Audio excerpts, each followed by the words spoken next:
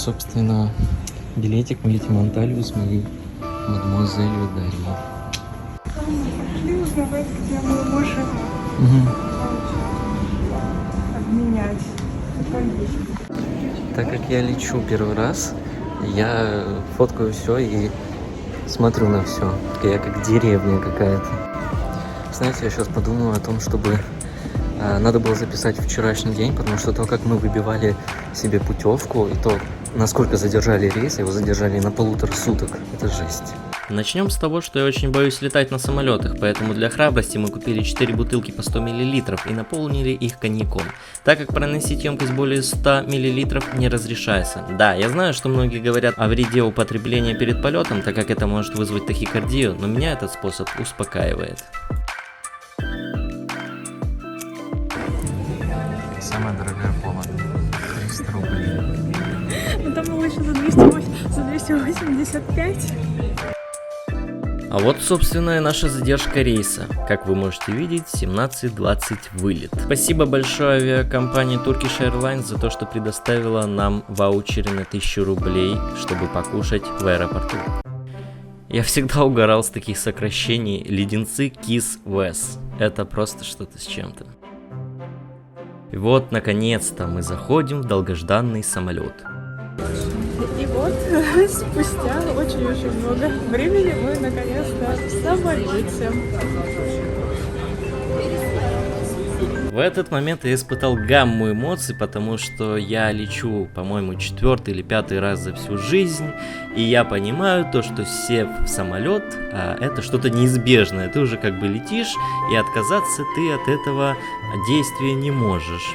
Благо нас посадили возле аварийных мест, и поэтому было немножко спокойнее морально. Но и тут не обошлось без приключений, потому что существовал человек, который контролировал весь полет. Без него бы самолет не взлетел. Вот серьезно, зачем вот так вот 1,5 часа стоять и смотреть, наблюдать в окно иллюминатора? Просто не сесть на свое место. Вы мешаете сотрудникам, которые работают на самолете. Вы мешаете, в конце концов, людям, которые там сидят.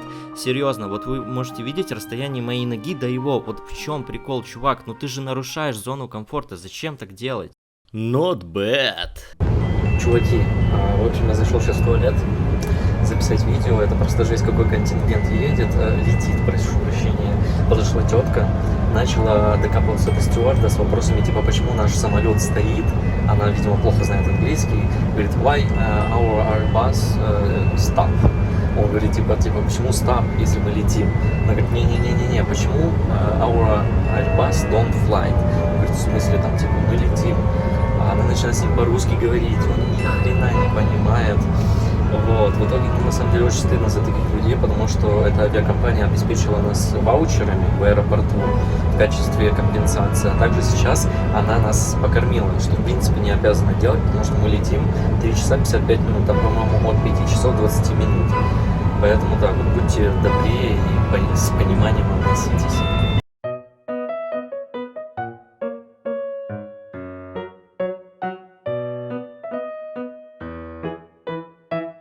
На самом деле я не ожидал, что нас покормят, то есть нам дали ваучеры на 1000 рублей и все, как бы я думал, что на этом все, но опять же, еще раз спасибо большой авиакомпании за то, что мало того, что она покормила, так еще и напоила. Not bad. И вот тут, наконец-то, я прилетел и чувствую под собой землю. Я безумно рад и безумно благодарен экипажу самолета. По прилету нас ждала куча каких-то турагентств, куча людей с надписями. Мы сначала не понимали, куда нам идти, но потом разобрали, все было хорошо. Нас привезли на остановку, где ребята все хотят с нас содрать деньги, а особенно те, кто продает мороженое. Как они уж сильно нас притягивали к себе, не описать словами. Not bad. На самом деле номер максимально простой. Все, что необходимо, все есть. Для первого путешествия не вижу смысла брать что-то грандиозное. Для нас самое главное, что есть рядом море, хороший внутренний двор отеля, приятный персонал и вкусная еда. По отзывам, отель весьма неплохой, 4 звезды. А вот так выглядит утром вид с балкона. Все очень аккуратное, красивое и зеленое. Мы были приятно удивлены, когда пришли покушать и вышли на террасу, увидели такой прекрасный вид на море. Что говоря насчет еды, здесь готовят все очень вкусно. Отдельный респект пахлаве. Я ее никогда не пробовал, но вкус просто божественный. Чисто коморка Гарри Поттера. Нет, коморка Гарри Поттера вот здесь. А, кстати, да, здесь Гарри Поттер живет, мы с ним иногда разговариваем, кентуемся. Не надо наш бардак показывать. Бассейн на самом деле на фотографии оказался немного больше, чем он есть на самом деле, но это нас не расстроило. Вот ту штуку я всегда боялся. Да? На ней летать, да, Мы вообще. полетаем в концовку. Нет. Animation, Pages, Disco, Radio Titan. Ничего себе, тут столько всего. Но я пока что ничего не слышал из этого. Мне, не знаю, камера, наверное, не передает вид, но вот это очень красиво. Блин, прям вообще. Вот тут я немного не понял, это дирол или же подделка на него, или что-то похожее. Короче, тут еще, там, где мы находимся в Каргылджаке. Тут все очень плохо говорят по-русски. И по-английски тоже, потому что, ну, очень часто бывает, ты говоришь ему что-то на английском, а он тебе отвечает полуанглийский, полурусский, полунемецкий, вообще непонятно ничего. Но здесь отдыхают в основном немцы-поляки. Вот. Такие дела. Вот, собственно, это просто у нас в пляже. Да, и утром тут лежала собака, и белок человек валяется. Именно здесь лежал пес. Теперь он по пляжу путешествует. А еще тут очень много котов. Прям очень много, потому что они здесь неприкосновенны. По-моему, они здесь считаются священными, да? Так вот ты должен построить мечеть, чтобы искупить эти вины. Вот. Так что такие дела.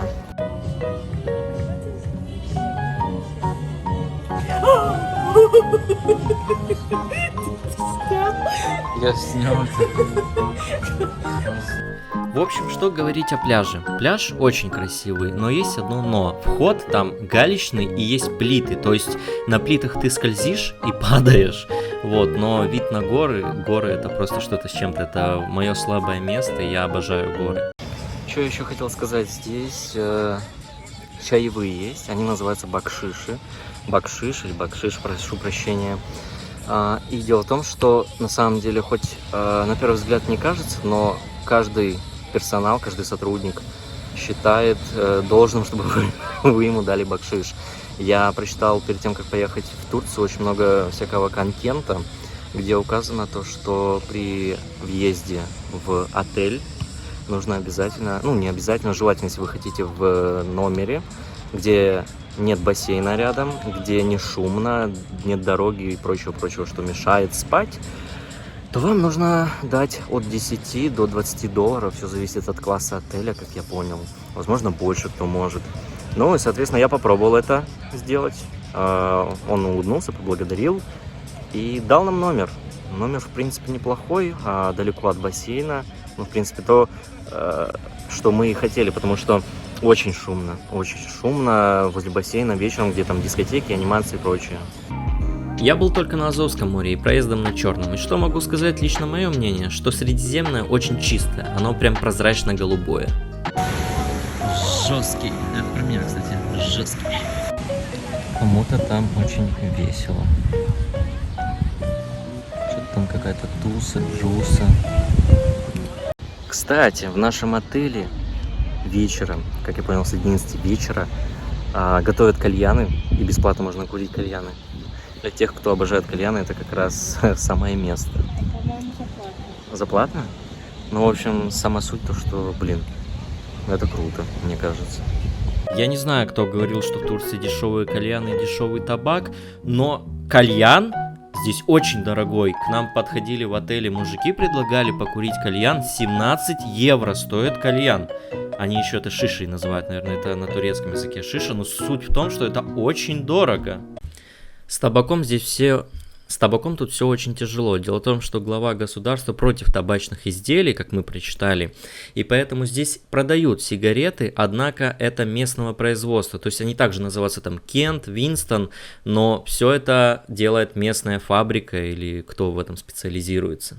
К слову, каналы здесь очень много, ну, около, наверное, 3 русских, 3 польских, и где-то, наверное, 7 каналов немецких, остальное все турецкие. И максимально русские каналы подобраны очень странно. Я вот этот канал, допустим, вижу впервые, ТБН. Потом что? Там есть ТНТ, но почему-то ТНТ рекламирует исключительно какие-то отели в Турции. Нет никаких там шоу, ну, подобающие ТНТ. И прочее, поэтому телек смотреть, ну, если вы вдруг решили на отдыхе посмотреть телевизор, то вряд ли вы здесь что-то годное найдете, потому что сразу видно, что каналы выбирал, либо искал человек, который не шарит, просто какие-то стандартные, либо рандомные, непонятно. По вечерам тут проходят анимации, и порой они очень странные, непонятно вообще, что происходит здесь, но забавно наблюдать. Not bad.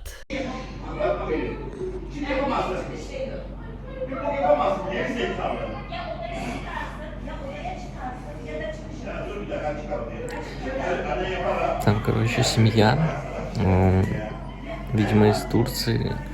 Они пиздят своего ребенка. Я не знаю почему. Что он сделал? Я сначала подумал, что он напился. Вот. Но, судя по всему, нет. И они его прям бьют. Это жестко. Они еще рот закрывали на улице, мы просто сидели на балконе и ушли оттуда, потому что это было максимально очень жестко. Это жесть. Это реально жесть. Ну, короче, есть тут контрасты такие. Я не знаю, слышите вы или нет, но это очень громко. Жесть. Жалко, что я не знаю турецкий, чтобы понимать, о чем они говорят. Потому что я могу понять немецкий, потому что я немножко изучал и английский. А вот турецкий, к сожалению, нет. Ну или к счастью.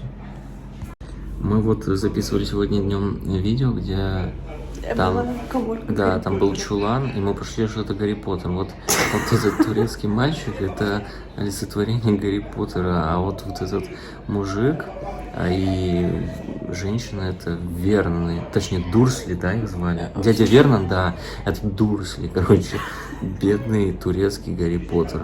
Это реально, типа, жесть какая-то. Нас будут осуждать в комментариях. Возможно, вы скажете, что почему мы бездействуем, ничего не делаем, там нужно позвонить на ресепшн, еще там охрану и так далее, но ведь это не решит проблемы в их семье. Типа, они сейчас придут из улицы просто к себе в номер, где начнут также истязать бедного турецкого Гарри Поттера, не знаю, турецкого малыша, простите. Ну, типа, действительно, это же никак не поможет. Мы их только обозлим. Да, мы их только обозлим, и ни к чему это хорошему не приведет. Как вы думаете, как обозначается на немецком канале то, что мультики закончились? Вот, как вы, да, думаете, время спать, как показывается на немецком канале? Вот так вот. Чел, который раз в 30 секунд тяжело дышит и просто берет в космосе лимит. Ну, это жесть просто, по-моему, нет. Итак, все закончилось. Вот, не знаю, благополучно или нет. Ну а мы переходим в следующий день. Мы ложимся спать, и нас ждет что-то новое завтра. Not bad. Итак, ребята, все, что вы сейчас видите на экране, это все отели. Отели на каждом шагу. Вы можете себе представить? Мне даже интересно, они вот полностью заполняются, и действительно есть прибыль от вот всех этих зданий. Итак, мы едем в самый дорогой аквапарк, как оказалось. Отель? Ну, да, короче, аквапарк при отеле. 7-звездочный отель. И этот аквапарк, аттракционы считаются самыми большими в Европе, правильно сказали? Да. Вот. Но если бы мы узнали цену пораньше, мы бы подумали. Потому что цена кусается. 129 евро с человека. The Land of Legends – тематический парк развлечений в Белеке, который часто называют турецким Диснейлендом. Территории The Land of Legends объединяет огромную зону развлечений – аквапарк, аттракционы, кафе, рестораны с аллеей, магазином и отелей цепочки Rixos Kingdom Hotel. В парке ежедневно проходят красочные представления с профессиональными актерами и впечатляющими спецэффектами. Короче, чуваки, если вы такие же дурачки, как мы, то тратьте 300 рублей, $300 на эту херню, потому что мы потратили на это $300. Это худшее вложение в этой поездке. Настолько все плохо. Ну, я сейчас все расскажу. Начнем с того, что здесь дичайшие очереди. За 3 часа времени я покатался только на 2 аттракционах из, не знаю, скольки. Здесь очень далеко ходить до аттракциона вообще. Каждый находится друг от друга очень далеко. В общем, для тех, кто снимает отель здесь, это идет как дополнение. То есть ты бесплатно можешь пользоваться аквапарком. Это крутое дополнение, но если отдельно брать и ты не находишься в этом отеле, это ужасно. Итак, какая Турция без кебаба? Я заказал куриный кебаб, но мне в итоге дали кебаб из быка, как сказал мужик. Вот, потому что девушка все напутала. Поэтому курицу я отдаю своей девушке. А себе я буду есть быка. А вот так вот, собственно, выглядит турецкая лира. Вот, честно признаться, лично мне эти деньги очень сильно напомнили украинские гривны, так как я сам из Украины родом. Я помню, что 10 гривен, они были тоже такого же цвета, и если я не ошибаюсь, там был изображен Ярослав Мудрый. Могу что-то путать, но помню, что на 5 гривнах был Богдан Хмельницкий. На этом приключения не заканчиваются. Наш автобус сломался, как только мы выехали, спустя 20 минут, как мы выехали из этого прекрасного аттракциона. Это карма. Он нас наказал за то, что мы оклеветали этот прекрасный парк. Вот и закончился очередной день в Турции. Честно признаться, этот день нас очень сильно расстроил, но у нас есть надежда на следующий.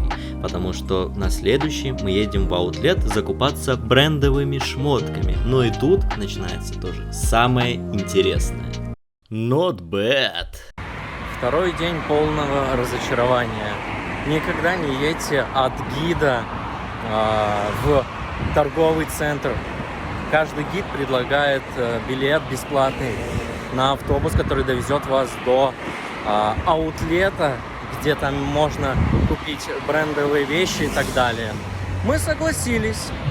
Нас привезли, а там просто как бы паль. Абибасы, гуси и прочее.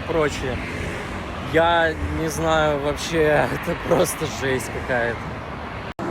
Если существует человек, которого можно во всем наебать, то это, походу, я. Я просто в шоке, блядь. И дело в том, что у них такое условие, если мы выходим на улицу из этого ТЦ, мы уже обратно сами, то есть мы обратно не доедем на автобусе, они нас не отвезут, мы должны сами добраться. Это такой бред. То есть они там просто каждый друг другу деньги дает, каждый в доле. Это просто жесть какая-то. А еще, походу, в этих автобусах вообще нету какого-то кондиционера, потому что там как бы дует воздух, но он горячий. Там это просто жесть какая-то. Единственное, что я купил в этом торговом центре, это нуга рахат-лукум. Мне вот интересно, она тоже паль или она настоящая? Кстати, что еще хотел сказать, я вчера не сказал об этом. Когда вы берете билет, прекрасный аттракцион, то вещи, которые вы должны с собой взять, это там полотенце, купальник и так далее, вы должны куда-то их положить, да, на время хранения. И вот это хранение, сейф, стоит 200 лир. 200 лир. На минуточку, 25 лир это $1. То есть я, покупая билет за $150, должен еще раскошелиться на сейф. А еще что прикольно, то что у нас нету интернета. Соответственно, как бы вызвать такси или позвонить в службу спасения, чтобы нас спасли от шарлатанов, не получится. Потому что просто нас спасители от шарлатанов обманут просто. Я уже даже не знаю. Просто на каждом шагу хотят что-то содрать. Борис такси. Борису бы я не доверял, поэтому нажимать сюда не буду. Вот этот супермаркет, походу, для меня. Попытались мы обменять валюту. Знаете, что сказали? У них доллары и евро закончились. За что? Мне сейчас Даша рассказала такую интересную новость, что когда в Турции открывается магазин, ему вешают, короче, венок. Венок просто кладут возле этого ресторана или магазина. Я никогда такого не слышал. Банкоматик. Это как банкомат. Not bad. Короче, в итоге мы нашли такси. Я подхожу к мужику, говорю типа то, что нужно до Club Hotel Titan. Он такой говорит, $50. Я говорю, ты чё, дядя, это very expensive. Мой отель so close, давай как-то дорешим этот вопрос. А я говорю, давайте $20. Он начинает мне, хочет доказать, типа, то, что нет, это слишком мало. Открывает калькулятор и не может посчитать, и такой, окей, go. И, в общем, короче, у него там есть счетчик лир, крутился. В итоге мы ему заплатили $20, а поездка сама стоила 15. Ну, бог с ним, окей, я дал ему 20-ку. Not bad. После всех просаженных денег нам уже было все равно, и мы пошли в местный магазинчик покупать оригинальные в кавычках вещи, чтобы хоть как-то себя утешить. Ральф Лаурен. Не Юз Поло, а Ральф Лаурен. Ну что, чуваки, Версачи, сумка Гуччи.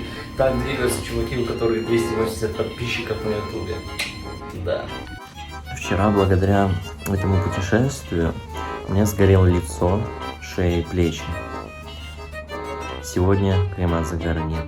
Он пропал. В общем, плюс отдыхать в Турции. Это вы едите холодное, пьете холодное, у вас не болит горло. Вообще никак.